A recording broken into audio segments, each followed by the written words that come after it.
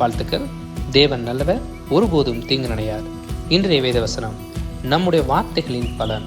வாழ்வு தரும் வார்த்தை, நான் உதடுகளின் பலனை சிருஷ்டிக்கிறேன். ஏசாயா 57:19. உங்களுடைய வார்த்தைகள் விதைகளை போன்றிருக்கிறது. அவைகளுக்கு சிருஷ்டிக்கும் வல்லமை இருக்கிறது. எதிர்காலத்தில் நம்முடைய வார்த்தைகளின் கனியைத்தான் நாம் உண்போம்.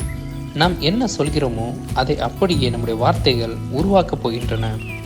ஆகையால் தான் ஒவ்வொரு நாளும் நம்முடைய வாழ்க்கையை குறித்த ஆக்கப்பூர்வமான அறிக்கைகளை நாம் செய்ய வேண்டும் என்பது மிகவும் முக்கியமாயிருக்கிறது. நான் ஆசீர்வதிக்கப்பட்டவன், நான் செழிப்பானவன், நான் ஆரோக்கியமானவன், நான் திறமையானவன், நான் ஞானமானவன், நான் உருவாக்கக்கூடியவன் என்று நாம் அறிக்கை செய்ய வேண்டும். நாம் அப்படி செய்யும்போது நாம் தேவனுடைய வார்த்தையோடு ஒத்திசைந்து அறிக்கை செய்கின்றோம். அதன் மூலம் நல்ல விதையை விதைக்கின்றோம். நாம் அடைய விரும்பும் நம் எதிர்காலத்திற்காக நாம் ஆயத்தமாகின்றோம். இன்று உங்களுடைய வார்த்தைகளை கொண்டு நீங்கள் நல்ல விதைகளை விதைக்கிறீர்கள் என்றால் நிச்சயப்படுத்திக் கொள்ளுங்கள், உங்களுடைய விடுதலையாக்கக்கூடிய மாறாத சத்தியமாகிய தேவனுடைய வார்த்தையை நீங்கள் பேசுகிறீர்கள். அவருடைய வார்த்தை உங்களுடைய இருதயத்தையும் மனதையும் நிரப்பி நீங்கள் என்ன சொல்ல வேண்டும் என்று உங்களுடைய வாயை வழிநடத்தட்டும்.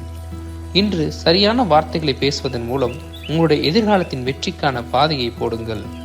வெற்றிக்கு உங்களை ஆயத்தப்படுத்துங்கள். நன்றி ஜெபம். அப்பா பிதாவே, என்னை விடுதலையாக்கக்கூடிய உங்களுடைய சத்திய வார்த்தைக்காக உமக்கு நன்றி அப்பா. என்னுடைய வாய் வார்த்தைகளை காத்துக்கொண்டு என்னுடைய எதிர்காலத்திற்கென்று நல்ல விதைகளை விதைக்கும்படி எனக்கு நீர் உதவி செய்யும். உம்முடைய வார்த்தையை என்னுடைய இருதயத்தில் நான் மறைத்துக் கொள்கிறேன். என்னை உமக்கு நெருக்கமாய் வைத்து காத்து கொண்டு எனக்கு வழி காண்பியும். இயேசுவின் நாமத்தில் ஆமேன். இயேசுவே ஆண்டவர், வெற்றி உங்களுடையதே.